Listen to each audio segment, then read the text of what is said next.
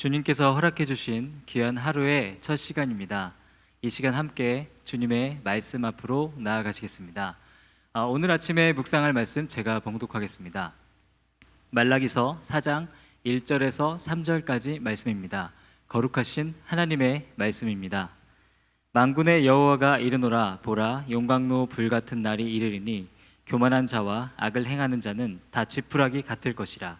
그 이르는 날에 그들을 살라 그 뿌리와 가지를 남기지 아니할 것이로되, 내 이름을 경외하는 너희에게는 공의로운 해가 떠올라서 치료하는 광선을 비추리니, 너희가 나가서 외양간에서 나온 송아지같이 뛰리라. 또 너희가 악인을 밟을 것이니 그들이 내가 정한 날에 너희 발바닥 밑에 재와 같으리라. 만군의 여호와의 말이니라. 아멘. 오늘 본문에서 주님께서는 인류의 최종적인 심판과 구원의 날에 대해서 말씀하십니다. 구약 성경의 선지자들은 이러한 세상의 마지막 날을 여호와의 날이라고 부릅니다. 신약 성경의 저자들은 여호와의 날, 마지막 날, 종말의 때를 예수 그리스도께서 이 땅에 다시 오시는 때, 곧 예수 그리스도의 재림의 때로 설명합니다. 오늘 본문은 여호와의 날에 일어날 세 가지 일을 우리에게 계시하고 있습니다. 첫 번째, 여호와의 날에 일어날 일입니다. 여호와의 날은 악인들이 심판을 받는 날입니다. 오늘 본문 1절을 보면 마지막 날에 악을 행하는 자와 교만한 자가 지푸라기 같이 완전히 불타 없어질 것이라고 말씀하십니다. 그들의 인생의 결말은 너무나도 처참합니다. 악인들은 마지막에 가서야 그들이 철저하게 실패한 인생을 살았음을 깨닫게 됩니다.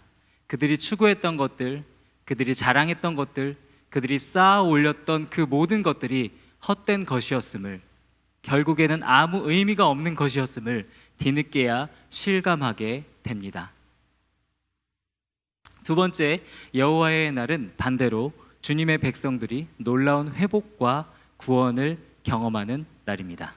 본문 2절 말씀에 공의로운 해가 떠오른다는 것은 마지막 때에 주님의 백성들의 의로움이 마침내 증명될 것임을 의미합니다. 그들은 세상 가운데 살아가면서 다른 이들에게 옳은 길을 걸어가는 사람들로 인정받지 못했습니다. 하지만 주님의 날에 주님께서는 그들이 진실로 의로운 사람들이었음을 세상 가운데 드러내 보이실 것입니다. 또한 2절 말씀에 치료하는 광선이 비춘다는 것은 세상에서 억눌리고 악인들에게 상처를 입었던 의인들을 주님께서 온전히 치유해 주실 것임을 의미합니다. 주님의 날에 주님의 백성들은 외양간에서 나온 송아지와 같이 뛰게 될 것입니다. 그들은 자유와 기쁨이 넘치게 됩니다. 지푸라기 같이 허망하게 완전히 불타 없어져 버릴 악인들의 상황과는 극명하게 대조적인 상황입니다. 본문 1절과 2절을 통해 여호와의 날은 사람이 하나님과 어떤 관계를 가지고 있느냐에 따라서 완전히 상반된 성격의 날이 될 수 있음을 알 수 있습니다.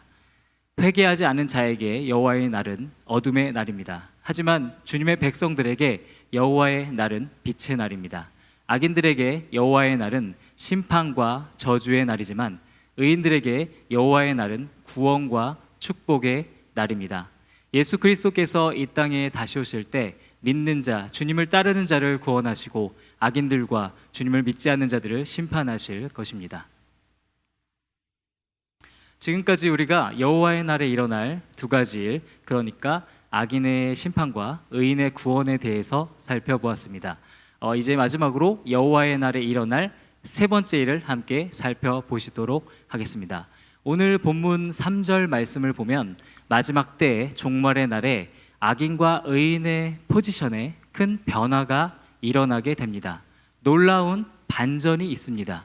세상에서 왕노릇하고 의인들을 압제하고 자신들의 힘을 과시하던 악인들이 의인들의 발 아래에 있게 됩니다. 반면에 세상에서 무시당하고 힘겹게 주님을 따르던 의인들은 주님께 높임을 받게 됩니다. 악인들이 절대로 상상하지 못했던, 예상하지 못했던 반전된 결과가, 상반된 결과가 일어나게 되는 것입니다. 말라기 선지자는 책 전반에 걸쳐서 포로 후기 유대 공동체의 죄악과 불순종을 지적하고 경건한 삶을 살아갈 것을 권고합니다. 오늘 본문을 통해서 말라기 선지자는 다시 한번 그의 청중들이 왜 거룩한 삶을 살아가야 하는지에 대한 이유를 보여주고 있습니다. 종국에는 악인들이 심판을 받게 되고 의인들이 구원과 자유와 회복을 경험할 것이므로 그들은 주님의 뜻을 따라 살아가야 합니다.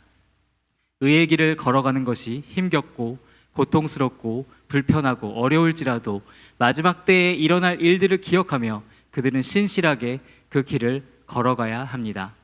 주님 때문에 고난을 받고 주님 때문에 초라해지고 주님 때문에 손해보는 일이 생긴다고 할지라도 끝까지 주님을 사랑해야 합니다.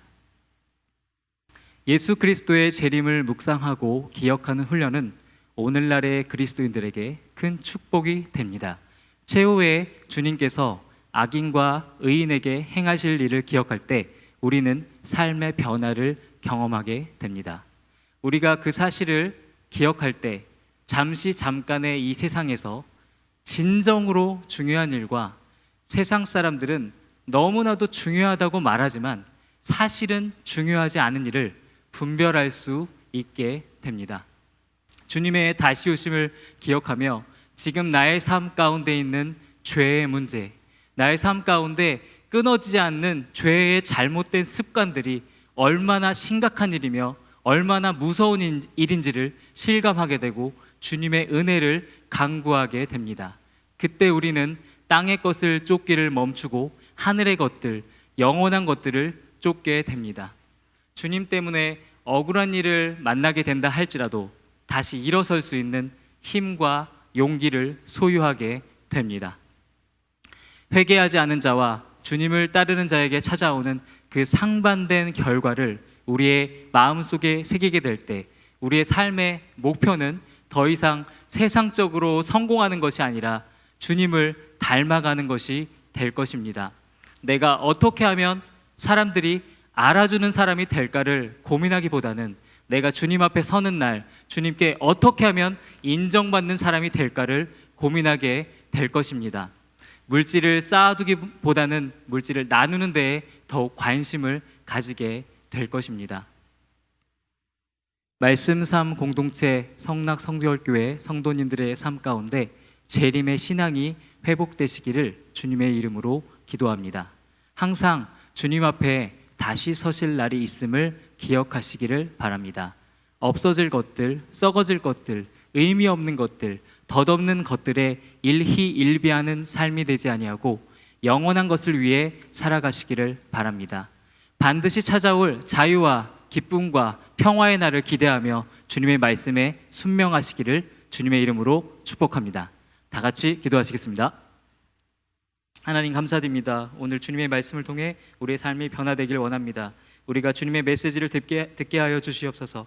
마지막 때에 일어날 일들을 우리의 삶 가운데 우리의 마음속에 새기게 하여 주시옵소서. 고난 가운데서도 십자가의 길을 걸어가게 하여 주시옵소서. 좁은 길로 살아가게 하여 주시옵소서. 하나님 아버지, 세상의 유혹 속에서도 끝까지 주님의 거룩한 신부가 되어 순결한 신부가 되어 주님 오실 길을 예비하게 하여 주시옵소서. 예수님의 이름으로 기도드립니다. 아멘.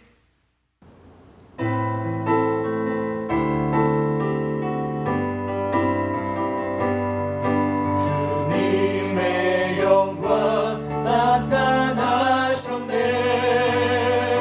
권능으로 임하셨네. 죽음에서 날 살리신 주 성령, 놀라우신 주 하나님. 할렐루야. 주의 나라가 할렐루야 임하소서. 걷게 되리 나는 선포하리. 만왕의 왕 예수 주의 나라 임하시네.